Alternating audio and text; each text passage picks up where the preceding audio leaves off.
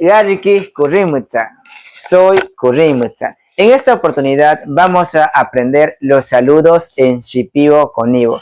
Yamara no Ashri Haskatar Huitibu. Presten atención, ¿ya? Naturiki Haskatar Huitibu. Son los saludos en Shipibo Konibo. Decimos buenos días en Shipibo.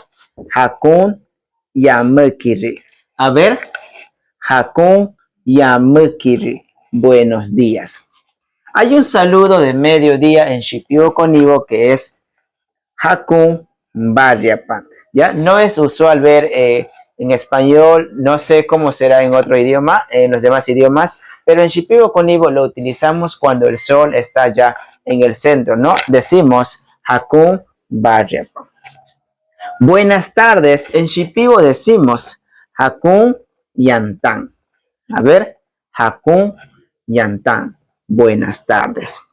Buenas noches en Shipibo es Hakun Yamu. Hakun Yamu. Una forma de dar la bienvenida en Shipibo es Bukaun. Bienvenidos.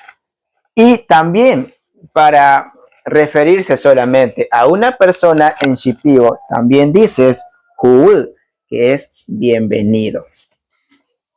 Gracias en Shipibo es Irak. Irak. También para decir ya me voy o adiós en Shipibo decimos Muara Akapaye. Ya me voy o adiós.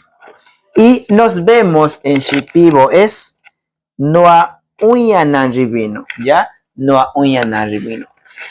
Estos son los saludos en Shipibo Konibo. Para aprender más palabras, puedes seguirme y de esa manera conocer más palabras en Shipibo Konibo.